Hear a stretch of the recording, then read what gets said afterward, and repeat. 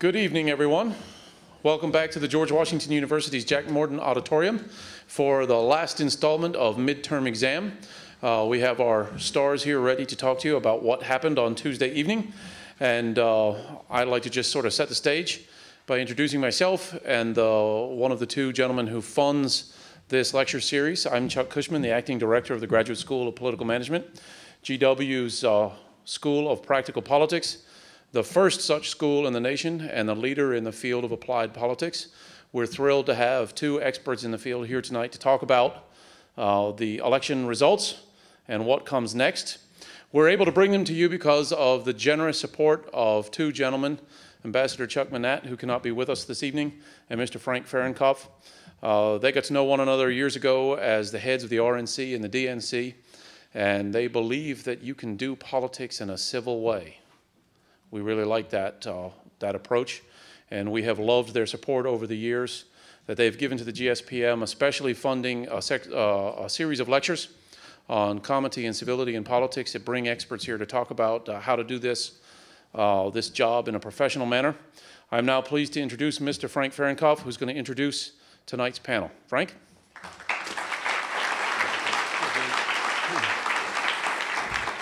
Thank you very much, Dean, and thank you, ladies and gentlemen, for that nice applause. It must be that everyone's just trying to get in out of the rain. We have such a nice crowd tonight, and I have a bigger smile on my face than I had 2 weeks ago when we started this with Mark and Karen. A good night for the Republican Party, except for Connecticut, where my son-in-law is running for governor, and we still don't know who's going to win that race.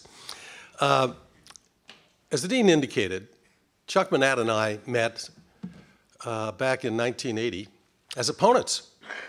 He was the chairman of the Democratic National Committee. I was the chairman of the Republican National Committee, and we spent most days railing at each other and weekends on Meet the Press and shows like that, arguing on behalf of our candidates and our parties. But out of it grew a great deal of respect for each other and friendship. And we have been friends ever since. Our wives are friends. We spend a lot of time together. And we endowed this program because of our belief that people of the different political parties and persuasions can be friends, can argue like hell for the issues and things that you believe in, but can respect the other individual's viewpoint. And that's what gave rise to this particular program. Some of you were fortunate enough to see our two guests here a couple of weeks ago, and now you get to see the recap as to who was right, maybe who was wrong. My task is to introduce Mike Viqueira. We're sorry that Ambassador and former Chairman Manat is not with us tonight, but we hear he's doing well, and I know that we all hope that he makes a quick recovery and gets back on his feet. Mike Viqueira is our interrogator, I think maybe is a better word tonight. He's an award-winning NBC News correspondent. He spent 11 years covering the Hill as both a producer and a reporter before moving to the White House beat, where he currently covers President Obama. He also writes, produces, and reports news for MSNBC.com. He's a two-time Emmy Award winner for both his work covering the congressional response to the financial crisis and on election night 2008. He's also the winner of a very distinguished award for journalists, the 2008 Joan Barone Award for Excellence in Journalism. In 2005, he chaired the executive committee of the Congressional Radio Television Correspondents Association. So without further ado, Mike, it's all yours. Thank you, Frank, and thanks everyone for coming very much. And I know that I and Mark and Karen wish the ambassador the best and hope that he gets better very soon. I'm going to start by introducing our two panelists. Mark Penn is the worldwide CEO of Burson Marsteller, a leading global public relations and public affairs agency, and CEO of Penn Schoen Berland, I hope I'm saying that correctly, a strategic research firm. He served as a key advisor in the 1996 re-election of Bill Clinton and served as White House pollster for 6 years, including the government shutdown, and under similar circumstances that we see today, and the 1998 midterms. He has helped elect over 25 world leaders, including Tony Blair's re-election to a third term in 1995, the Washington Post in Politics and Policy by the Numbers summed up his influence in the White House and the corporate boardroom as a unique vantage point, advisor and to the preeminent innovator of the past decade in the realm of politics, Bill Clinton, and the preeminent innovator in the realm of business and technology, Mr. Bill Gates. In 2008, he was the chief strategist for Hillary Clinton. Mark is also author of the 2007 best-selling book, Microtrends, a look at the small changes that are having a big impact on our society. And Karen Hughes, of course, to your right, appropriately, and to my left. Karen Hughes is Global Vice Chair of Burson. To your left. Of Burson. Is also with Burson Marsteller, Global Vice Chair. Karen served as Undersecretary of State for Public Diplomacy from August 2005 to December 2007. During that time, she led the U.S. State Department's effort to communicate American values abroad. She's traveled to more than 50 nations in the past few years, and part of her government service and personal humanitarian activities. Karen has also served as the counselor to George W. Bush from 2001 to 2002. She returned to her native Texas in 2002, but she continued serving as an informal advisor to the president. She also served as a consultant to the successful 2004 Bush-Cheney campaign. From 1995 until 2000, she was the director of communications for then Governor Bush in Texas, past executive director of the Republican Party of Texas, former television news reporter, though we will not hold that against her, for the NBC affiliate in Dallas-Fort Worth. Well, congratulations. One time we're with the good guys, I guess. Karen is, I mean that from a competitive standpoint, not from a political standpoint. I like to say I'm a recovering journalist. I'm going to read this last one because I'm very impressed with this. Karen is a Phi Beta Kappa and summa cum laude graduate of Southern Methodist University, where she earned a Bachelor of Arts degree in English, Bachelor of Fine Arts degree in journalism, and Karen is the author of 10 Minutes from Normal, a memoir of her experiences working with President Bush. Welcome to both of you, and welcome to our audience. Mark, would you like to make an opening statement? 2 days after the election, sometimes they call it a wave. This had to be a tsunami, at least from the Democratic perspective. Well, it was a big night, unfortunately not for Democrats. It really was a kind of a tough election, probably the toughest since 1994. I think remarkable when you look at the facts here, you know, essentially it's amazing how history repeats itself. I mean, I think in 1994, President Clinton was much more blindsided. Projections were not to the advanced state that they were today. I think the president expected to do a lot better. Here, I think Obama, his team, and Democrats knew the truck was coming, but it seemed that it was unavoidable to get out of the way of the truck. The truck came, and I think you're looking, you know, at the changed political environment that people since more or less July of this year have known was going to come. I think if you look at the numbers, you know, the numbers are particularly difficult because remember, Obama got over a majority of the voters in the country to vote for him. President Clinton actually got up to 49. No Democrat, I think, since Jimmy Carter actually got a majority because of third-party candidates in and out, and these voters actually switched. If you look at the key groups that switched, independents were number one. Obama had won independents by 8 points. He lost them independents by 15. Seniors, a group even against McCain, he did reasonably well. He had lost them just by 8 points. He lost those by 15 or 16 points now. And if you look at the over $100,000 voter, right, those voters in households making over $100,000, which were 26% of the electorate, Obama lost that by 15 points this time. Or I should say the Democrats lost those by 15 points. Last time Obama tied with that. And let me just say that there's been tremendous growth in that voter segment. And part of Obama's unique appeal, I think, then 2 years ago, was that he took such a large share of those voters. I think if you look at turnout, the Republicans and the Tea Party won the turnout war. Young people dropped from 18% of the electorate to 11% of the electorate. That is really a sea change. That's probably worth a good 2 points. Obama was getting about 2/3 of young people. They've been voting consistently more Democratic, over the years.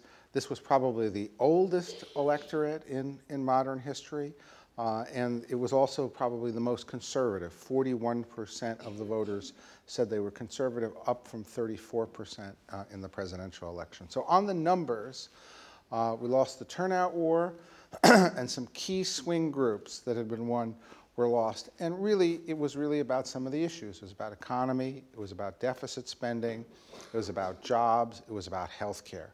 I think the analysis that you've seen on basically all the networks and all the polls is really pretty clear, and the Republicans, I think, successfully capitalized on it. But we really have to be careful in not over-interpreting what the voters said. I think that this was no more a victory for the Republican right than 2008 was a victory for the Democratic left.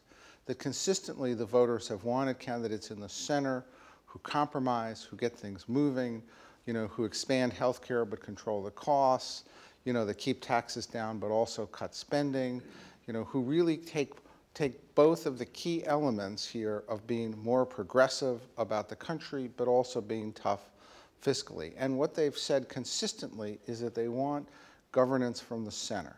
And I think that the only way for them to deliver that message with only two flavors politically out there is to vote for or against who's in office. I think in 2008 they voted very much against Bush and the administration for a change in the direction. And here I think they voted for a course correction. They didn't change the Senate. They looked at some of the Democrats carefully. They rejected the most right-wing candidates consistently. And they said, you know what, course correct, right? But don't go overboard. Don't go too far to the right. And they'll be satisfied because they really want to return to the kind of government that we had under President Clinton, from 1994 on, where there was a center course and where the president was focused like a laser on the economy. Those are the two messages sent, and I think there's no question that Obama can heed those messages. And just as President Clinton came back, just as President Bush, although he didn't have as bad a midterm, still had some very tough ratings, came back, President Obama certainly can come back and win the day, 2 years from now. And Karen, your opening statement, it seems as though Republicans, obviously 60 seats in the House, I guess it's 6 in the Senate at this point, but now comes, it's like the dog who caught the car, at least in the House. John Boehner's going to have to govern. What's your take on the election? Well, I spent a large, as I shared, I think a couple weeks ago here, I spent a large part of the fall worried about whether expectations were too high for the Republican Party. Well, I don't have to worry about that anymore. They were high, and we exceeded them in many ways. I think one of the most interesting things that happened is not only obviously taking control of the House, which was hugely important, but what happened in state legislatures across the country. We picked up 500 plus Republicans at the legislative level. 17 legislative chambers flipped to the Republican Party. And that has consequences for years to come because that's really the farm team. That's the training ground. Those are the future of the Republican Party, those candidates. And that they also control redistricting, which will take place in many states across the nation this year, next year in 2011, and will set the congressional and legislative district lines for the next decade. And so I think it has enormous ripple effects as well.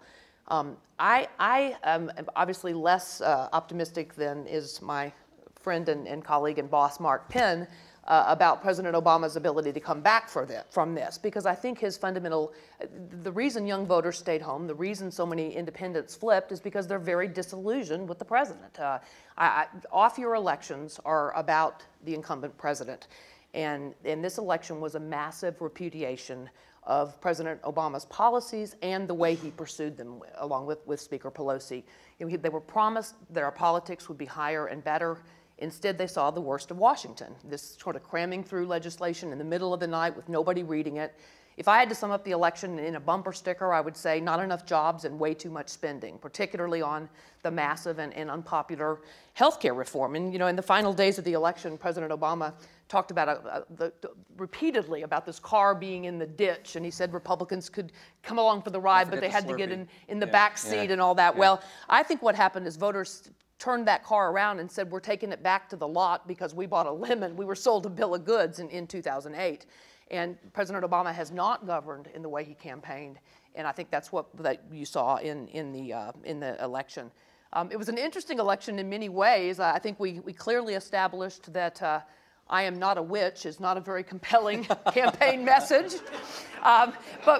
But while there were, that has to be one of my all-time classics about one of my communications lessons is don't ever repeat the negative. And when she's, to go up with a campaign commercial where that's your lead, whoever did that ad should be sued for malpractice. But at any rate, so it was an interesting election cycle. But, for all the focus on some of the perhaps more quirky candidates, we really elected a lot of great very experienced Republicans, like my friend Rob Portman to the U.S. Senate from Ohio, and Roy Blunt from Missouri, and Dan Coates from Indiana, and some emerging stars like I'm confident Marco Rubio will be, and then the new Republican woman Hispanic governor of New Mexico. And so I think there's a lot of talent out there. There's a lot of enthusiasm and a lot of momentum, and I certainly feel a lot more comfortable coming to Washington today than I have in a couple of years. You mentioned something interesting about the legislatures. I just want to focus on that for a second.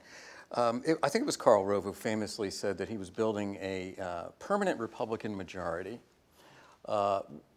When you have control of the legislatures, you have control of the redistricting, which is, as we know, very important this year in terms of representation in Congress. Was the 4 years, in your view, or both of your views, the last 4 years with Democratic control of the Congress an aberration, of sort of a side turn off this road to the permanent Republican majority, or are we going to see swinging back and forth now over the course of the next several cycles? I think we're seeing a lot of swinging, and historically, the American people like checks and balances in the political process. They typically don't like to have the presidency and both houses of Congress controlled by the same party. That's been the historical preference. But we're seeing, and Mark can go into, very eloquently goes into a lot more detail about the numbers, we're seeing a lot of volatility because the independents are shifting in very significant ways.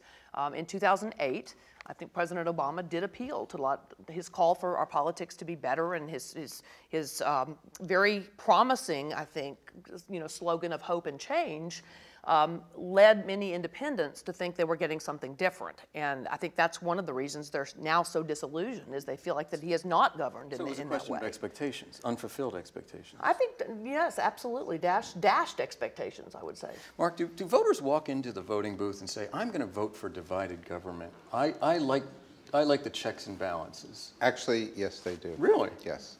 In fact, I did a poll on that for the Aspen Institute earlier this year. And I asked, my basic hypothesis was, you know what, the voters want action. They probably want a British parliamentary system, one party, one president or prime minister, get it all done. And then I asked them, do you want to have, divided government, and do you want to reduce the checks and balances? They said, no. I said, well, how about lengthening the terms of Congress so that it wouldn't be so much volatility? They said, no. All right? I asked them, in contrast to this, I asked them, do you want to abolish the Electoral College and have direct popular vote? They said yes. Then I asked them, do you want to have national referenda? They said yes. And then I asked them, do you want to elect Supreme Court justices and have term limits? And they said yes. They said no to more presidential power. They said yes to more people power. That's really the message. You see these movements being created partially from the internet. Certainly, who wagged which tail in the Republican Party. First, the Republicans came out against the Tea Party. The Tea Party, I think, wrecked the chances of the Republicans to win the Senate. But on the other hand, by the time you got to the general election, the Republicans went with the flow, embraced the Tea Party, and that probably helped them in the general election because I think it helped them in this turnout war. What we're really seeing here is that independents continue to increase. This is not a red or blue country now. The biggest party in America is, in fact, no party. And they want to see their needs addressed, or there's going to be something of a much greater political revolution here that is not a permanent Democratic majority or a permanent Republican majority. That's very interesting because increasingly in the aftermath of this election, we see from the left calls for fight, not compromise. We've seen the president, we've seen the heir apparent to the Speaker's suite, John Boehner, come out in the last few days and say, we need to get along. Dysfunction in Washington, we get the message. We'll see how that works out. But we've seen the base of the Democratic Party say, it's time, Look at all the blue dogs in Congress who, these are the moderate Democrats largely from rural areas. They've all lost. What good does it do us to support those who are not in favor of what they consider to be core democratic values? And then, you know, they look at what Republicans do these folks on the left did in the last 2 years. They fought the president tooth and nail when it appeared that the president was, you know, the day after the inauguration was going to roll right over everybody and everything. What do you say to those on the left who think that now is the time to fight, not compromise? Well, I think that the idea now after these election returns to say that the answer for the Democratic Party is just to move over to the left is suicidal. I think that there's no question that the electorate says move over to the center, and they're really, you know, they're really upset that if the two parties are roughly a third, that 15, 17, 18% of the electorate can hijack a party from the ideology and then maybe hijack the country. But they're the most motivated voters, and that's why they're constantly being played to, are they not? Well, but they're most motivated, but they have the greatest chance to turn out in primaries. And I think what you're going to see here is, and to go back to what you were talking about, the Republicans won all these state legislatures. I think you're seeing a big movement to do non-political redistricting, to try to neuter that power. If the Republicans go too far in the redistricting, I think you'll see a pullback from that. I think you'll see a national movement on that. And I think you're going to see a national movement against primaries, like you saw in California, where 58% of California voters, you know, voted to end partisan primaries so that moderate voters would have a greater say in things. If moderate voters don't have a greater say, you'll have a third party. I think that's what's going to happen here. And Democrats who say there's a time to fight ought to look maybe to elections like that of Russ Feingold, who stood up and proudly championed President Obama's policies and, of course, was soundly defeated in Wisconsin. And so I think it's, you know, the Democrats, a few Democrats, like the few success stories, like in West Virginia where Joe Manchin won the Senate seat there, he did it by running like a Republican.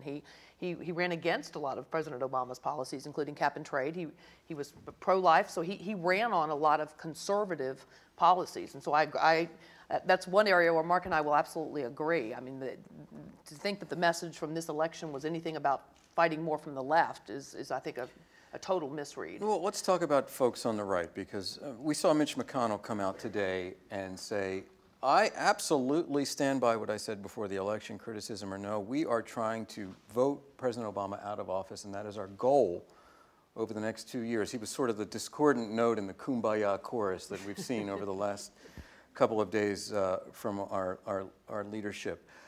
Mitch McConnell is facing a threat from the right in the form of Jim DeMint and some of the new senators are going to be coming in. Rand Paul would be one of them. And so I think it's fairly clear that he's trying to protect his right flank. What is the danger now facing Republicans, if there is any? I don't want to make any assumptions about the Tea Party, about co-opting them and bringing them into the process and into the political realm. Well, first of all, I think it's very good for the Republican Party that the Tea Party decided to run its candidates within the Republican primary. We've seen a Tea Party type movement before. I think I made this point a couple weeks ago here, and it cost Republicans the presidency in 1992 when Ross Perot was the candidate preaching fiscal responsibility and a reduction in debt, et cetera. And so I think it was very healthy for the Republican Party to have the new energy and the new blood, and to have Tea Party really reminding our party of what we stand for. I mean, we are the party of lower taxes and less spending and greater fiscal discipline. And frankly, some of the time when we were in control of Congress, we probably spent too much money and lost our way a little bit and forgot that. And so I think it was a healthy reminder. And by and large, I think the Tea Party was a healthy influence that clearly helped boost the Republican Party's turnout. We did win the turnout war. And the enthusiasm as a result of the Tea Party activity was a big part of that. Now, that said, in a few cases, I think it was a mixed blessing. I mean, obviously, it cost us the chance in Nevada. We probably could have and should have defeated Majority Leader Reid, and then in Delaware. And so, you know, the reviews are mixed. But I do think that, you know, I'm a former executive director of the Republican Party, and my belief and what I said all along was that if a candidate comes in and runs in the Republican primary and wins the Republican primary, then the Republican Party ought to support that candidate. But and if you don't like that, next time go out and recruit your own candidate and run and win the Republican primary that way. Going forward, do you feel as though a lot of these new members of Congress in both the House and the Senate are going to make things more easy or more difficult for the leaders? Well, again, I think, remember, I mentioned Dan Coates, Roy Blunt. Right. They've all been very, you know, wonderful members of Congress Right. in the past. Rob Portman. I think Marco Rubio is going to be a breath of fresh air. He did a wonderful job as Speaker of the Florida House.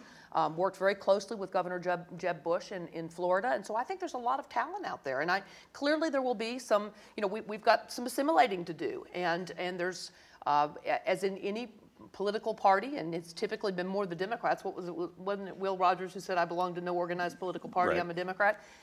There's typically the signs of a growing and enthusiastic party is that there's a little bit of, you know, inter-party contentiousness. But frankly, again, my read on this election was when all said and done, the Tea Party was a very healthy and mobilizing influence for the Republican Party. And Mark, isn't there a danger, though, the core of each party, when they're running Congress, there's this tendency, and pardon my cynicism, it comes with the job description, to sort of drive the wagon train off the cliff. You know, I mean, there's a belief that if we only stick to a pure doctrinaire approach to things, then we're going to be okay, and people are going to come to see the reason, and things are going to work out because good politics is good policy, and all the cliches that we hear around this town. Well, I think there is a problem that so far neither party has been able to fulfill since President Clinton left office on a sustained basis the vision that they're going to take partisanship out of Washington, govern from the center. I think Bush came in as a compassionate conservative, and I think the voters felt that the compassionate went by the wayside. I think Obama came in as a centrist who was going to fix the economy, and then people felt that the centrism, the idea that he would hold the line on taxes, went out the window. And so the voters here, and the voters then come back each time. Look, 2006 was a pretty brutal election for the Republicans. That wasn't a long time ago. 2010, a pretty brutal election for the Democrats. The voters have been willing to beat up both parties in order to beat everybody into some kind of collegiality and constructiveness in Washington to get things like the budget done, or get health care that really controls costs as well as expands coverage and expands quality. I think the voters' theme is clear. Getting the institutions to work this way has been difficult. And don't, you know, be misled by whether McConnell said something today that he's going to go off and try to defeat Obama, or whether Obama said, you know, a week ago, these guys are enemies. I was there in the 94 to 2000 period. It was a mud wrestling match before we agreed to anything, right? Gingrich shuts down the government, you know? The Democrats have to stand up. Then we used to have dueling press conferences every day. We said that they weren't balancing the budget according to their values. They said we were big government out of control. At the end of the day, that kind of dance is almost necessary, but until both sides completely exhaust themselves, and then they come to an agreement. Okay? Right?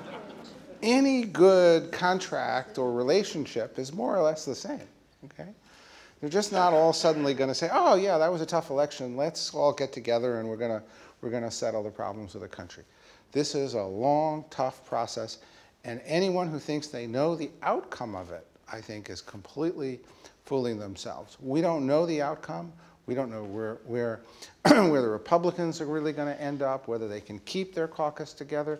We don't know whether the Democrats can do the same. We don't know whether the president can knock all heads together. I don't think either party wants to go 2 years with nothing happening. I think each party realizes that that would be probably destructive, and they don't know which way the voters would change or turn, having beaten up the Republicans and then beaten up the Democrats. That's perhaps one of the reasons why we see both Mr. Boehner and the president come out today and yesterday, and talk about the need or their desire to reach out. You know, you bring up an interesting point. The conventional wisdom in Washington in terms of getting things done was always a win is a win. And I think that may have been the guiding principle behind the healthcare fight, and to a lesser extent in 2003 in the Medicare prescription fight. A win is a win. It doesn't matter how you get there. If you win, you win one for the people that are supporting you, and they're going to be there for you. Didn't work out that way for healthcare. Apparently, I've seen the article that you wrote recently, and to this day, I was there in the House chamber that dark night in December of 2003 when they kept that vote open for 3 hours, and only finally with a phone call from President Bush, who had just returned from a European trip at 4 o'clock in the morning, called a couple of conservatives and got them to switch their vote at the last minute. And to this day, conservatives are lamenting not only the process, but the underlying legislation. So a win is no longer a win, is it, Mark, especially with health care? Well, look, I think when it comes to health care, the advisor who told President Obama, don't worry, if you pass it, they're all going to love it, that guy's got to be squirming in his seat about now. Okay? The exit polls showed, in the polls we took, showed about 65% of those who voted didn't like the health care bill. It was a mistake, I think, to do the health care bill without winning popular support at the time. When we went back and looked at things like civil rights, things like Medicare, all of those things were controversies, but on the day they were passed, there was a national consensus. You know what, I had doubts, but I think we should go with it. And I think that probably the overreaching here on this, in retrospect, was probably a bit of a mistake. Should have kind of moved more cautiously, more step by step on health care. And I think that would have been a better way to win. I think even now, look, the president could have, during the summer, have said, you know what, let's extend the Bush tax cuts a year, and then I'm going to come back in a year with a real tax reform proposal because our system doesn't work, it's not fair, it's too complex, and taken taxes out of the election. I think if he'd just done that and diffused the situation that way for a year, which really wouldn't have cost much, we might have held the House of Representatives just on that alone. Well, there were a couple of points about health care. One is, I think it created a great disconnect between the president and the American people, because the American people were worried about the economy and jobs, and yet the president was out giving, 46, 48 speeches about health care. And I think it exacerbated the anxieties in the country at a time when people were worried about their jobs, there were layoffs, unemployment was growing. This massive, sort of risky, big healthcare thing, it only exacerbated those anxieties. And so it took the focus off what the American people thought was job one, and that was jobs. Also, I do think you're right. The way it was done, as I said, particularly for President Obama, because he had promised, sort of this higher, better, inspirational, transformational figure in our politics who was going to come in and change and improve the way Washington worked. And but yet, instead they're making deals with the pharmaceutical. They're buying off the, the Cornhusker kickback. They're buying votes. They're making deals behind the scenes. They're having votes on legislation people haven't read. It was really a raw, plus it was just crammed through. It was a raw, they had the power and they used it. It was a raw display of power. I will say something about Medicare prescription drug, which, was it a win? Yes, for the seniors who got their prescription drugs covered. It's incredibly popular and with seniors. It's incredibly popular, and it's really taken into account the changes in modern medicine, and it's something that both Republicans and Democrats had tried to get done for years, and I, for one, am proud my boss did it, because when I traveled the country in 2000, I met person after person, elderly people who came to our town hall meetings who were really having to make a choice between food and medicine, and it was horrible. And so it's been enormously successful, enormously popular, and cost less than predicted, even though it was I understand, a tough vote for fiscal conservatives. President Clinton recently said, he was on one of the Sunday shows, that he doesn't know if it would be the best thing for the country. He's frankly skeptical, but Republican majorities in Congress would help President Obama be reelected. Well, we'll see. I'll tell you what. The reason I don't feel that way is because the expectations for President Obama were so high, and they have now been dashed. And frankly, it's a long way to climb back up there. It's very hard. And again, I say this as somebody who went on television in the fall of 2008, and even though I disagreed with his policies, I said I myself found myself inspired by some of President Obama's very eloquent rhetoric. And the hope that our politics could be better. I mean, I gave a lot of my life to the political process. I want it to work. I want it to be better. But now, when I hear him the day after the election, after he called us enemies the week before the election, and I hear him say, call for civility, I think that's just totally hollow. I can't believe that anymore. And so I think he has lost his big strength. He soared on his soaring rhetoric to the White House. He's not. I don't think that rhetoric has the same appeal, and I think it's hard for him to get that back. We also don't know. Bill Clinton, I have to say, is a master politician. Bill Clinton, after 1994, with the help of Mark Penn and others, developed a strategy to start getting some small successes. And so it was a benefit to him. School uniforms, is that what you're talking about? That's, so he had a very, very successful strategy. I don't know, frankly, that President Obama can do that. I haven't seen that. I think it's an unanswered question. We don't know. I do think he misread the election. And based on his press conference, I guess, was it yesterday or the day before now? Yeah, it's all sort of... Where he talked about tweaking. This was not an election about tweaking. This was an election about turning the other direction. And so if he thinks with a few tweaks, somehow things are going to get back on track, I think he's wrong. Mark, you brought it up once. You were there in 1995. We saw a president compelled to tell an East Room press conference somewhere along the line that he was still relevant because the Constitution made him so, that the era of big government was over. He never used the term triangulation, but some of his advisors did to describe the strategy of keeping not only Republicans but Democrats not as an ally to fight alongside, but as somebody to keep at a distance. Is President Clinton, what's he onto there when he's saying that it may increase President Obama's chances of being reelected having a Republican majority in Congress? Well, let me go back, and I think this is useful, I think, for the people interested in legislative classes.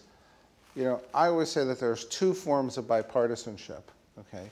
One is what I think we saw the last 2 years, where you take your health care bill and you really want the public option, a number of other things, and you kind of water it down until you just get, the couple of last members of your caucus, and maybe, if you're lucky, one or two from the other caucus. And oftentimes that's called bipartisanship. I would call it more watering down. The second kind of bipartisanship is when you take a couple of things you really want, right? Let's say the public option in health care is what Democrats really wanted. And let's say you take something the Republicans really wanted, health savings accounts and malpractice reform. And so when you put together really intense ideas from both parties, right, into kind of a grand bargain, then each one goes home with something that really pleases its constituencies. That's real bipartisanship, and that's bipartisanship that likely works as opposed to what I think we saw in the last 2 years. Now, having a Republican House means that you just can't pass what you want, and the Democratic caucus knows that it doesn't have the final word on things. So it opens up a greater possibility for that kind of bipartisanship, which may or may not occur. So that's one way that President Clinton could have been referring to it. The second is pretty simple. Now that the Republicans can't say, we're not responsible, we don't have anything to do with it, they are going to pay a price for saying no if they spend 2 years of saying no, much greater than if they had no control. So they can no longer sit in total opposition and gain from that. Well, I actually think a smart strategy in the House will be for Republicans to start passing legislation. Pass legislation to cut spending. I'd pass a bill cutting spending every day and send it over to the Senate and see what they do with it. There are a lot of Democratic senators up in 2012. Mm-hmm. And so if the House passes a lot of things that go to the Senate for votes, then those senators have to take some tough votes. Maybe some Democrats vote with us, and then it goes to President Obama, and he has to decide, is he willing to live with it or does he veto it? The only possible drawback to that is Republicans are going to have to take the blame for not being able to pass the things that the House passed. I don't know about that because I think people understand. I think voters understand that President Obama is the president for 2 more years, and that, for example, they want Republicans to try to do what they sent them here to do, which is to change, replace and reform and change the health care law, cut spending, try to make government smaller and less intrusive. And so as long as the House is trying to do those things, I think then President Obama is the one who is standing in the way of what this election says the people of the country want. I thought it was interesting, and Mitch McConnell was, the subtext, the way I read it today in his comments about 2012, was essentially the same argument that Harry Reid and Democrats made in 2008, and that was, give me a Democratic president and give me 60 votes in the Senate, and we'll be able to get done those things that you are insisting on so much. Well, I think it's important that Republicans show the kind of things that we want to happen, have happen. And because we have the House, we have an opportunity now to do that. Okay, now let's lean forward to coin a phrase. Getting ready. What are the chances, Mark, that the president will be primaried? 0 to none. Really? With all the disaffection that you've mentioned about the health care bill and everything else, he won't be primary. Remember, he really got universal support among Democrats. His favorable with Democrats is above 80. I don't think there's the kind of divisive issue that, say, Johnson had relative to the war. What about those 18 million cracks in the glass ceiling? Look, I think that what you're going to see, though, is the president work on the economy. I just really don't see. I think if you're looking for some kind of new developments in politics, I think that if the Republicans wind up with Sarah Palin, I think that I think you could see an independent candidacy come in here, just as we've seen in so many of these races now around the country. But I don't think Obama's going to face any primary opposition. I think he's a well-liked Democratic standard bearer, and he's going to be given the full opportunity that President Bush was given, that President Clinton was given, to get things in order. GDP, 3 to 4%, 4%, let's say. The unemployment rate down to 6%. How much is that going to matter? First of all, if you look at this election, turnout, if you look at what I think is about a 7-point spread, I think the Republicans got the 7 points, 3.5 of which came just from turnout. So I think you're only down to really 3.5%. If minority, youth, turnout were the same, which I think 2012 will bring out, traditional presidential voters. So now you've got 3.5 points left, right? Can you get 3.5 points left? Well, if you employ another 2%, that's probably 2% right there, right? Can you get it out of an improving economy, out of policies that work, out of some of the results? Absolutely. So this is going to be, if you look at it with the increased turnout, this is going to be a razor-thin election, right? Subject to who, subject to what kind of candidate the Republican primary process, was able to produce. And I think with the 2 years, like I said, 2 years in politics these days is a lifetime, right? I mean, literally, 6 months, I think, in politics is a lifetime. If you were to go back again to '94, right, one of the big things was people were discontent about the economy. And the economy both turned around, and President Clinton took advantage of the economic turnaround so that by the time we got to Election Day, the economy went from right track, maybe 40%, to right track almost 70%, right? And that happened only in about a year and a half. And Karen, Mark just raised the specter of a third party dividing the Republican vote. What do you think the odds are of that happening?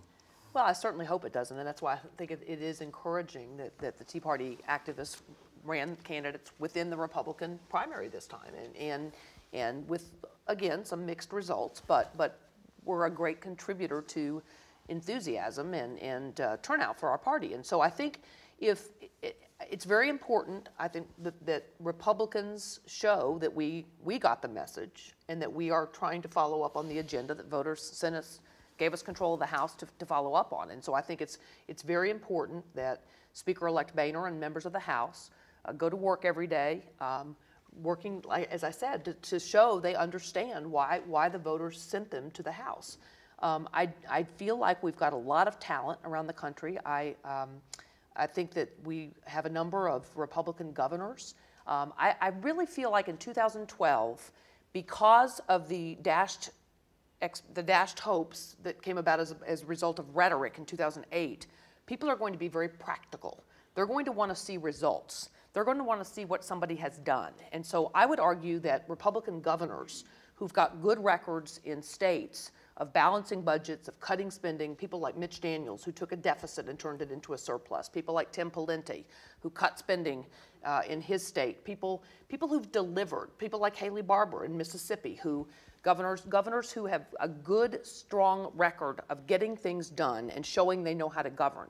You know, frankly, there's still a lot of question. There was a lot of question in 2008 about President Obama's lack of executive experience. Yes. And I think you see that in some of those raised by the Clinton campaign. In some of the, you see that in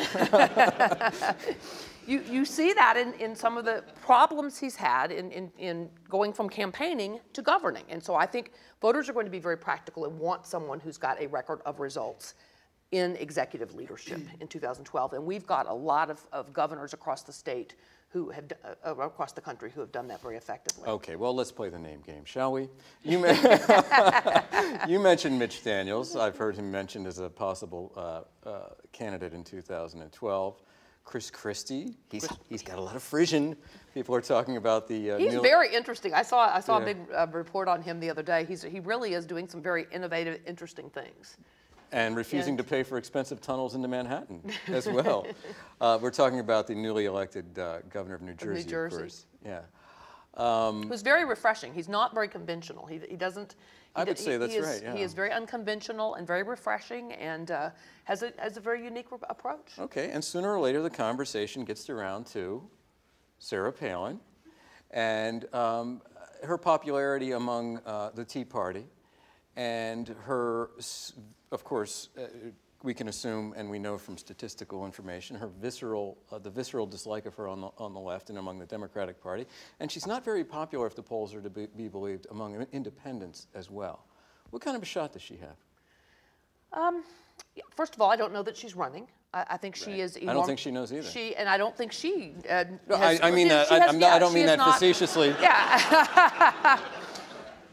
You know, she is a very charismatic figure, and as charismatic figures are in the political arena, the people who love her, and she sends people on the left, as you said, you know, bananas. Right. And so I do feel that by and large Republicans like her a lot. They think she's got a lot of spunk. They think she's got a great way of connecting with people, average people, and she brought a lot of spirit and to the ticket when Senator McCain chose her in 2008, and so she has a lot of strengths.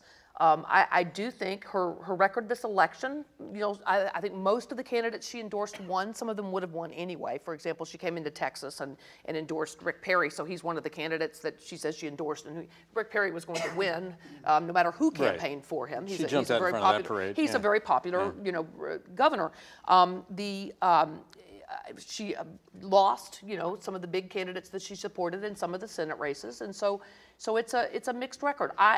I personally, again, think, because I think people are going to be looking for that practical experience in 2012, I think they'll probably be looking for someone with probably a longer record of actually getting things done in government.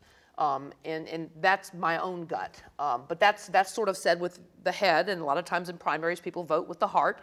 I do think 2012 may be a little different. So I think she would be a very appealing candidate if she runs.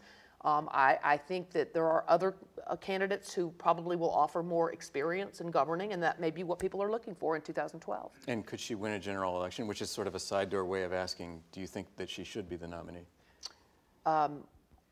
Well, I don't. I think given the field that's out there right now, I would probably be inclined to support someone else. I haven't obviously made any commitments of who I'm supporting or decisions Not trying to put you on the spot. or anything else. I think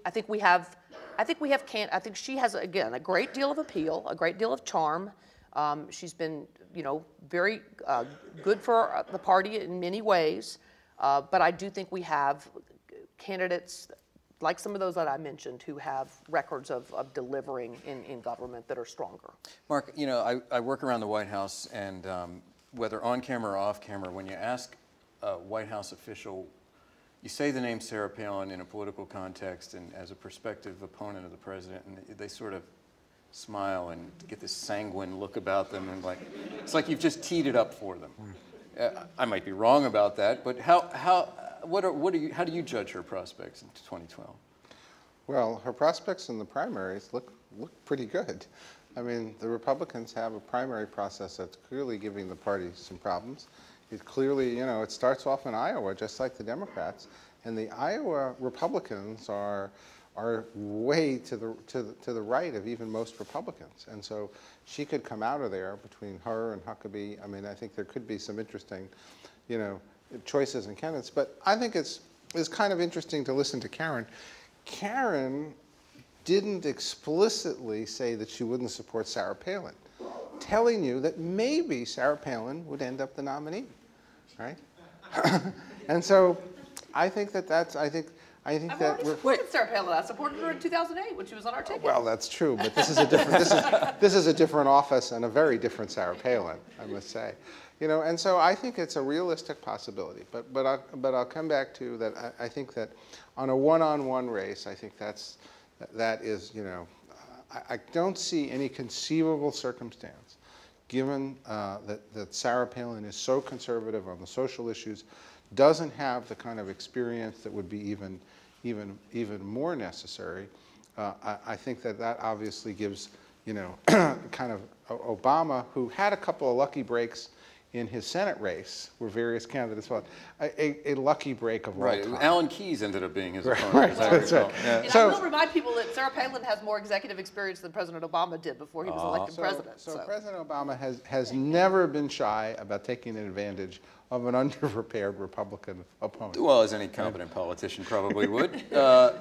And so, let me ask you, who would be a credible threat to the president in 2012 as a Democrat? Look, I think that Karen gave a list of good, credible names. You know, people like Mitch Daniels, people who've come from the you know, heart of America, who've got a lot of gubernatorial experience, who also have balanced budgets, who can come in and I think represent, you know, that kind of philosophy. They'll be, you know, tough candidates. I think she's right. I think they have a host of potentially tough candidates. I think McCain turned out to be a much weaker candidate than people expected when he got up to bat. You really have to be able to deal with kind of, you know, an energetic president who really represents kind of, you know, the future of America and the world, who, by the time he gets to re-election, will be a fully experienced president who has been, you know, to date an excellent commander-in-chief. You didn't hear the Republicans mention anything about Iraq or Afghanistan, either in the election or here. Which is ironic, because Afghanistan may be one of the few areas of agreement, and it's something that those on the left are not in agreement with the president on. In a moment, we're going to get to questions. If anybody would like to start stepping up to the microphones there. Well, I actually have to say, I commended President Obama, and I think he did the right thing in Afghanistan. I think it's vital to our country's interest that we prevail there, and I think he did the exact right thing. Just my last question before we get to questions, if anybody has the temerity to step before us. Well, please, honestly, we welcome anybody who wants to come up and ask a question. Thank you, sir. You were there. The government shut down. You know, I'm fascinated by this because I think past is precedent. And I've noticed that politicians can see the pitfalls and the quicksand as they're approaching them, and sometimes they just can't avoid them, even though it's clear to everyone that they're walking right into them, and that goes to both sides of the aisle. The government shut down for a lot of reasons. I think it's fair to say, by any objective standard, did not play well for the Republicans. There was Speaker Gingrich's personal peak about being on the back of Air Force One, coming back from the Rabin funeral. I don't know if everybody here is old enough to remember that. That's right. But I mean, my thoughts exactly. Yeah, I just said very quickly, I like that, both of you. I mean, sooner or later, push is going to come to shove. There's the debt ceiling that has to be raised. It's going to be hard to get Republicans in line for that after they voted against it every time. This comes up in February. This country has a statutory debt ceiling. It has to be raised by an act of Congress. Can that kind of acrimony, even a government shutdown, can it be avoided? Well, again, I did the work on the government shutdown, and like the person who sat on the couch saying that people would favor health care if you passed it, I sat on the couch having said, if the Republicans shut down the government, don't worry about it, it's just going to work to our advantage. And so the president called me, they've shut down the government. You sure this is going to work out? Because there was a lot of fear that this was going to be devastatingly effective on behalf of the Republicans. I said, Don't worry. It just goes to show Don't you it worry was about it. uncharted territory at the time, wasn't it? Well, it was because Gingrich thought that people were so anti-government that if you shut it down, but the truth is people are anti-spending, they're anti-taxes. They kind of like their government in this country, right? And they don't want to go to a window, you know, in the government and find that it's closed. That's even worse. You pay all this money and it's not even working, okay? So luckily that worked out, but you know, to date, history has repeated itself to an extent I would not have conceived possible. So are we going to go through a Republican no phase that goes too far before people come to the table? I think that's a realistic possibility because history keeps repeating itself. Well, I hope not, because I agree with you. I think it was very damaging. In fact, it was when I remember when I used to explain, when I was explaining compassionate conservatism, I said this says that here's somebody who is conservative, but he believes a conservative philosophy is hopeful. It's not the grinchy old, let's demolish the Department of Education or shut down the government conservative of the past, because I think that really did a lot of damage to our party's image, and you still hear it today with Mark talking about us being a party of no. We offered lots of ideas in the healthcare debate. None of them were listened to. The Democrats said no to all of them, yet we're branded the party of no. And a lot of that still comes from, I think, that government shutdown. So I would hope we would not repeat that. Well, thank you very much, and let's see if we can turn to some questions. Yes, sir, you have the floor. Thank you both for being here tonight. My question is about polling. And it seemed in 2008 that the major polls were all pretty accurate in terms of the presidential election. They were only off maybe a point or two at most, but they were pretty accurate. On the statewide level this time, there were some obvious ones that were very off. In terms of the California governor's race, Jerry Brown won by 13 points, but at the end it seemed like he was going to win by 4. Sharon Angle was up by 4 points and wound up losing, I think, by 5, if I'm correct. Is there a difference between presidential and statewide polling, or are these just two anomalies? Is there any kind of reason why? I thought we had gotten to a point at this where polls have gotten razor sharp accurate. Well, I wish I could share your confidence in polls. Says the pollster. No, look, polls have a margin of error, plus or minus 4 or 5, and so we come to believe, you know, each number is going to be precise instead of realizing that it's a microscope that still has a little bit of fuzziness. I think by and large, the polls were accurate. They told you the picture, what was going to happen.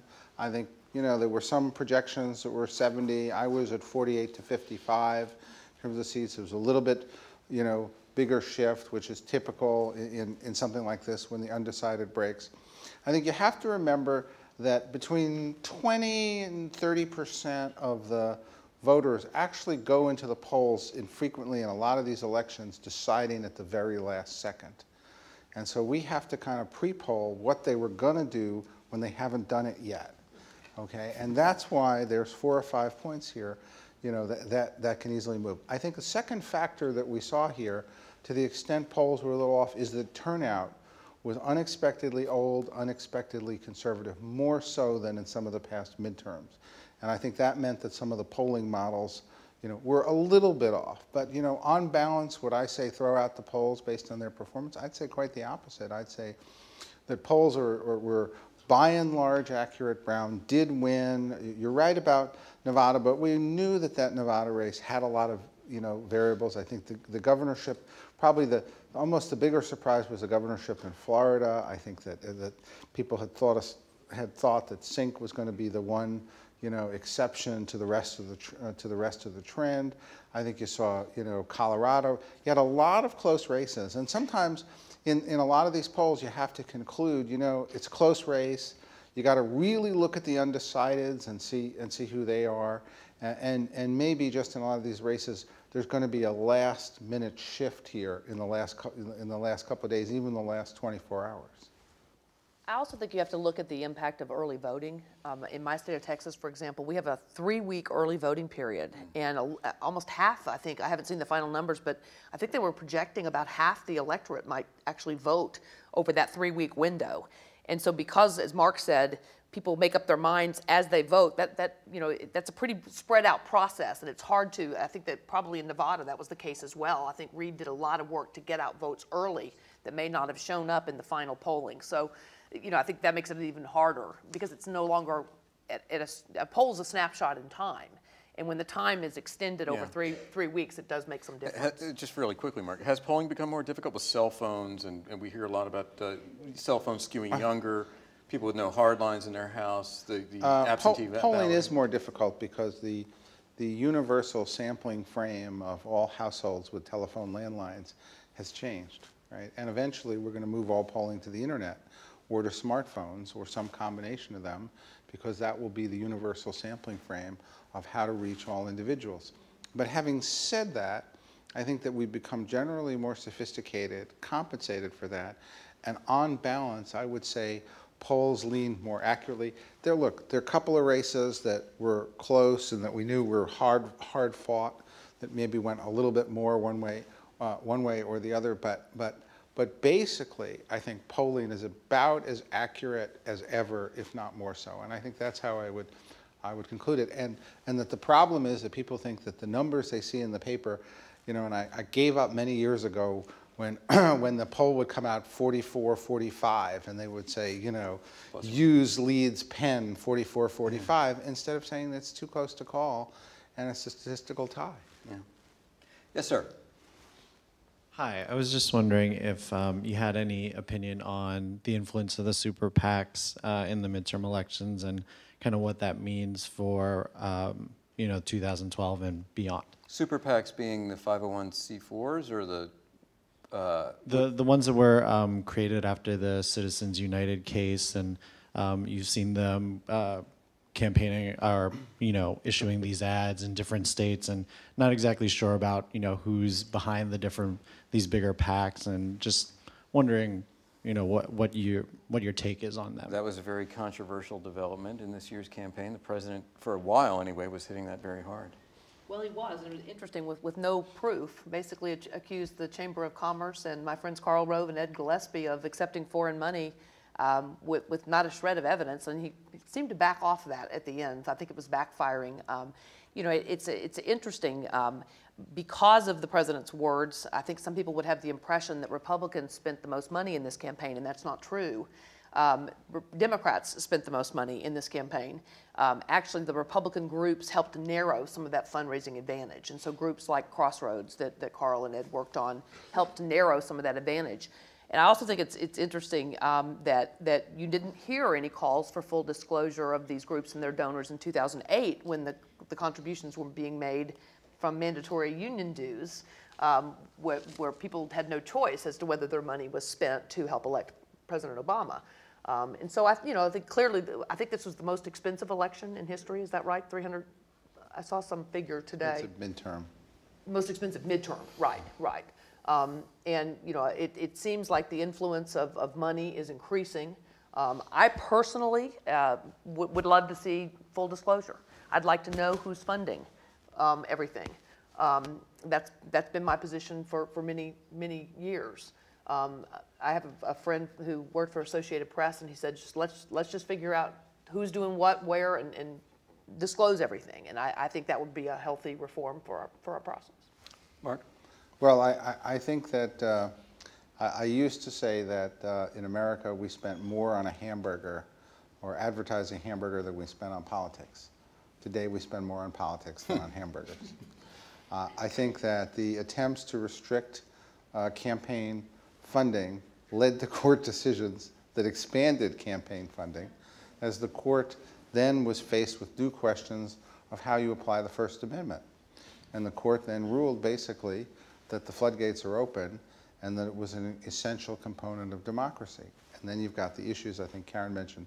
But the result is that on all levels now, that money can and is flowing into politics. This time the Republicans had a big advantage because they put together successfully groups. Last time Obama had a pretty solid advantage because he could raise from small donors. I think those two streams of money have come online that didn't exist before. Politics was a little kind of cottage industry in America didn't get much funding from anybody. No one wanted to give the politicians any more money, so they spent all their time trying to raise it.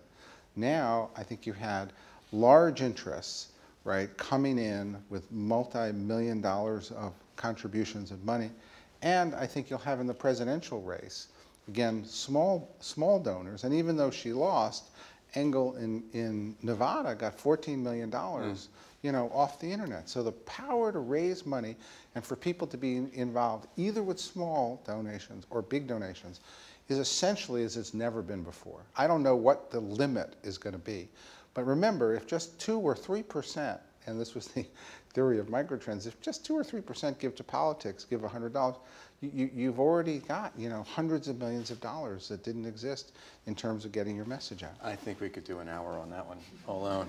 Yes, ma'am. Hi. Put that down there. Thank you for being here. It's been really fascinating as a student here at GW and somebody who would like to be actively involved in the congressional process someday. I have kind of a two-part question on what appears to be the new trend in this country of very close elections. And Ms. Hughes, you've said tonight, tons of people on television for the last couple of days have been talking about what this race is saying, people from the country saying, you know, we want to go in a different direction. But every race that I've looked at, the percentage of who won was about 4%, 5%, 6%. I mean, people were winning by like 49 to 47% or whatnot. A specific example, I'm from the northern suburbs of Chicago. Melissa Bean, 11th, the 8th District of Illinois. Right now she's behind by 522 votes. Votes are still being counted. And that really seems to be the new trend this year. Kind of started in 2000 with Bush and Gore. So I'm really wondering, what really is the message people are saying if the vote totals are so close? And also, again, in the Illinois 8th, you know, congressional districts are roughly 650,000 people. We had about 200,000 people vote in that election. So if only 30% of the people are voting and it's split by 500 votes, you know, how can we really take away what the real message is people is telling us, other than, you know, I'm too busy and I don't care about you, and so I'm going to stay home or stay at work and not vote. So I'm just wondering, do you see this as a trend, things getting very tight within that ridiculously small sliver of who's winning, and how do we take messages from that? And as people who want to be involved, how do we change that? How do we get more than 30% of the people out there voting? If I could just say something right off the bat. Historically, there's no question that the number of seats in play, at least in the House, was near an all-time high, at least from the 20th century on. But you got to remember, there are 435 seats in the House, and if there are 100 seats in play, it's still less than a quarter of the seats in play. And most of the other 335 people barely even have credible opposition and are winning with 70 to 80%. Anyway. That was the point I was going to make, exactly. Yeah. And, sorry, Karen. No, that's exactly right. I mean, we had a huge field this time, which is very unusual, of 435, as you say, seats, about 100 really close. So that means 300, the vast majority of them, 335, were either very heavily Democratic or very heavily Republican, and therefore not really a contest. And I would love to see a fairer redistricting process where more of those seats were actually competitive, where we had a fight about, you know, really philosophy and principles, and you had a real choice, because that's not the case in a lot of congressional districts across the country. Mark will probably have a better idea of the trends. I'll make the observation that we actually had 50 incumbent Democrats defeated, which is just incredible. I mean, when you're an incumbent in Congress, the odds that you'll be reelected are pretty high. You've got all the advantage. You've got the staff. You've got the, you know, you've got the funding. You've got the institutional support around you, and so it's very difficult to defeat incumbent members of Congress. And to defeat 50 incumbent Democratic sitting congressmen is a pretty clear signal. Even in politics, you know, it's one vote is a victory. I do think we know what the election was about, because there was a lot of polling done of people who came and turned out. In my home state of Texas, we had a long time incumbent Democrat Chet Edwards, who was defeated soundly. It was like 60% of the vote to 30-something. Amazing. It was the biggest margin in the country, and that was clearly, you know, a very clear message that people weren't happy with the Democratic Party, because Chet Edwards is actually a pretty popular and fairly conservative by Democratic standards member of the House. But I'll let Mark talk a little bit about whether he's seen any. Right. Are we seeing closer races? Is that a trend? No, I don't know if it's a trend, because overall, you know, again, what I think what you're really saying is that, you know, when the swing is bigger, it goes to more districts, and so mathematically, that would go to more districts where it would be closer, right? Because first all the large ones are decided, right? And then you go into the ones with the highest volatility, and then you go into this band where I think you get closer races because the number of races in play have been expanded. I think just quickly, and I see a lot of people waiting to ask questions, I would say that if you want to get more people to vote, the most important factor is simply convenience, right? And that's why I think all this mail voting is really changing voting dynamics. Obviously, internet voting is not going to happen this year. I would give it about 10 years, because there's no real security mechanism that people would have any confidence in. I think it's, you know, if you look 10 years into the future, I think you're just going to go in front of your TV set and kind of, you know, cast your vote. Yeah, Washington State, that you don't. They don't have ballot polling places anymore. It's all mail-in voting. Let's go to the lightning round. We're running out of time here, so please, sir. For the past 2 years, we've seen the Democrats control both houses of Congress and pass a lot of bills that are not so popular. Are we going to see this next Congress pass bills that are better for the country, or are they going to be going back, looking at what happened in the last 2 years and trying to repeal those that were already passed? I think there'll be a little of both. I think that the election, I think that there will be disappointment on the part of the electorate if there's not. President Obama made the point about not relitigating the last 2 years. Well, that's what the voters said they wanted to happen. The health care reform particularly is not popular. They want spending cut, and so that would argue that some of the stimulus funds that have not yet been spent maybe ought to be looked at and saved rather than spent.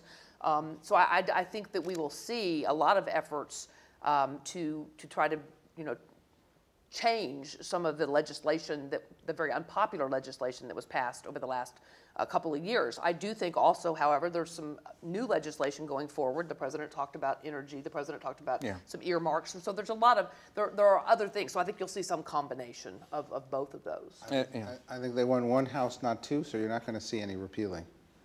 Clearly. But efforts to do it. I mean, that's I think the Republicans in the House, I think the question would be viewed as not fulfilling the mandate of the election if they didn't make the effort to try to do it. Sir. Yes, this follows closely from that question. On what issues do you think the president and the new Congress have shared goals? Just off the top of my head, because I've been thinking about this, Afghanistan, clearly, and perhaps ironically. Infrastructure spending, always a popular ticket item in Congress when you're spending money to send back home, even though there are many Republicans running against earmarks. I thought it was interesting today, and I know I'm taking up too much time. They didn't come to hear me talk. Mitch McConnell did not promise to abolish earmarks in the Senate. Mark, why don't you start on that one? No, I think I think you're good. The question, you know, one thing that I'll say in response to your thing, I think if both sides kicked the Bush tax cuts a year, they'd have a quick win. And what the country wants to see is some kind of quick win where the two sides get together. And even if Democrats thought it was imperfect and Republicans wanted it more than a year, that I think is something they would do. I don't, you know, look, I think that I think that you're right, that right now the more shared goals are pretty much in foreign policy. They have a shared objective of getting the country back on track. You have to believe that that means that that's basically about the economy more than anything else. And it's the political imperative, because they have to get along, or else they'll both get thrown out all over again.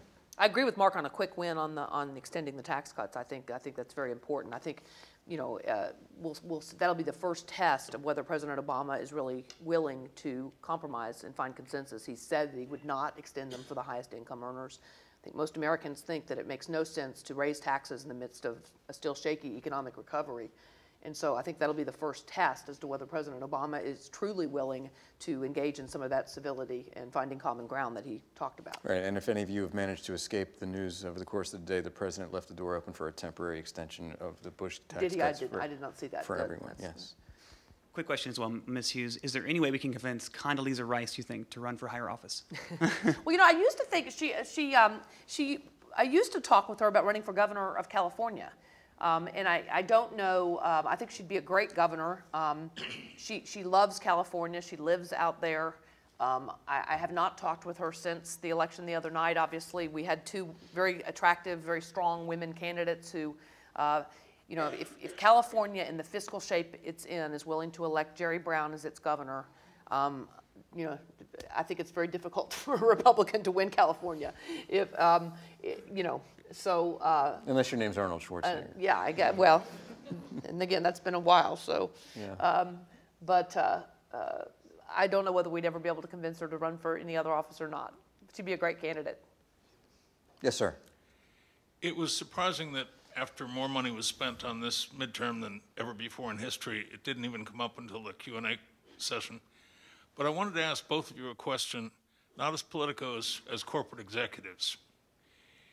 If your company either needs access to the markets in China or needs raw materials from China, and you have an obligation to shareholders to act in a way that maximizes return on investment, and the Chinese tell you to lean on the US government to get out of the South China Sea or to stop pressuring them on Tibet, what do you as an American corporate executive, that is with an obligation and a loyalty to money, not the country, what do you do when it comes to leaning on Congress on behalf of your clients in China? I'm going to defer to someone who's had actual West Wing experience to answer that one. I'll defer to somebody who's been in the State Department.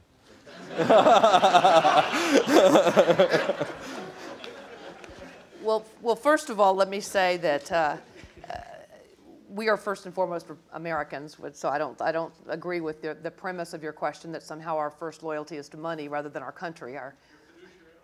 Well, my first loyalty is to my faith, and my second one is to my country, and so I'm a proud American. I'm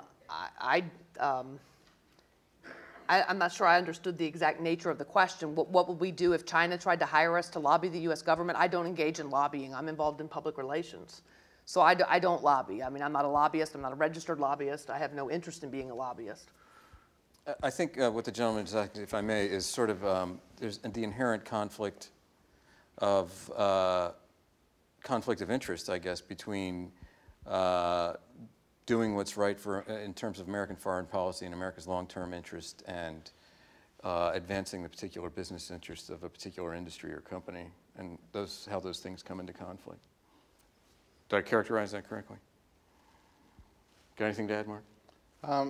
Look, I think that both Karen and I are Americans, and I think you know, operate accordingly. As Americans, we're in public relations. We're not in lobbying. We're in communications. I didn't mean the question at all personally to either of you. As corporate executives, you have an obligation to the shareholders, a legal obligation to them. If a foreign power where you make money is pressuring you to pressure Congress, and you now have recently been empowered to spend money to influence politics, aren't you obliged to do it? Obliged to your shareholders to do it, to influence American politics on behalf of your foreign Again, there are clients? laws that govern all that, and we're not lobbyists, so we can't do. I mean, I can't pressure Congress. I can't lobby Congress because I'm not a registered lobbyist. You can throw money at Congress under the Citizens United case. Well. I think you've hit a hypothetical that we think is not too realistic. That's really what this is. Obviously, I mean, we look at all of our responsibilities in deciding whether we take any client on or not. So. Thank you, sir. Yes, sir. I'll go back to the applied politics. Mark, if you are to advise the president, would you recommend a tactic or strategic compromising plan? If not, what would be an alternative plan? And Karen, if you are to advise the Republicans, What would be your recommendation to maintain this success and also to win in the 2012 election? Thank you. I think the president has to preserve and explain democratic values, right, number one. Second, he has to lead the country, right, out of the recession and the economic difficulties, and he's got to look particularly, at the Midwest and the South, where the voters gave the sharpest rebuke. I think, third, he's got to deal with specific weaknesses. He's got to maybe do some extension on the Bush tax cuts. He's got to draw a line in the sand about where the deficit will stop in some way, shape, or form. He's got to put some fixes into health care, But then he's also got to lead the country with a comprehensive economic strategy designed to get jobs beyond just stimulus. It's got to be about innovation. It's got to be about education. It's got to be about opening markets. And it's going to be about the right mix of taxing and spending. What's happened is we've lost sight that there's a huge growing global economy here. And the president is one of the leaders. We have the largest economy. The president is one of the leaders in the global economy. He should be leading America by focusing on how are we going to compete in the 21st century, how are we going to have the math and science education that we need, how are we going to retool the Midwest? Are we going to retrench into manufacturing, and some companies like Ford and GM are doing a lot better, or are we going to convert a lot of jobs into the new economy? These issues so far haven't been on the table. Somehow we've gotten into a very narrow space when this president, about taxes and some health care bill and whether or not, instead of the broader space here, he was really elected, I think, to be a big leader in big times. And I think that the first 2 years, he didn't really show the kind of leadership that he showed in the campaign, and he's got to get back to that on these big themes and issues while he neutralizes these specific negatives and takes them off the table. That's what the president's got to do. And Karen, you have the honor of wrapping up this discussion. Well, I think that Republicans need to show that they know why we won control of the House this week, and that we need to, I don't think voters expect that while we have a Democratic president that we'll be able to achieve everything that we'd like to achieve, but I do think that voters expect that we will begin to make progress, that we'll offer ideas, that we'll offer ways to cut spending, that we'll offer fixes to try to make the healthcare reforms not so onerous and not so expansive and not so expensive. I agree with Mark on the big picture leadership. I think there's a concern on the part of Americans, a legitimate concern that we're losing our competitiveness in some ways, that we're not we're not providing our kids with the skills they need to succeed and the knowledge that they need to succeed in today's global economy, and that Americans want to see progress on those kind of issues. I think we need some clean energy solutions. And so I hope that ours will become the party of a lot of ideas, of offering a lot of legislation, but also with the understanding that we have to show the people of the country that we get it and that we understand the message of Tuesday's election, and that it was about cutting spending, working on entitlements. I think this, my son made an interesting point the other night. He said, Mom, you have pocketbooks elections. He said, this was kind of a national pocketbook election. And I think in many ways that's true. We sort of looked at the path our country was on, and we realized it is simply not sustainable. We added this massive new entitlement when we can't pay for the ones we already have, and we just simply can't afford the path that we're currently on. And so I think we need to live up to our obligations and show the people that we got that message and that we're serious about reducing spending and the size and scope of government. Thank you, Karen. Thank you, Mark. And thanks, everyone, for coming. Director Cushman. All right. Well, I think we should give them a round of applause. Thank you very much. Another great show.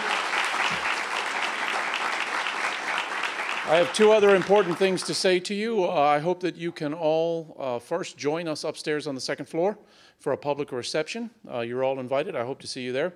Final note, as I thank you for joining us here at George Washington University again. This is for a certain part of the audience. This is a very important message. The rest of you can ask us at the reception what it means. Go Army, beat Air Force. Good night.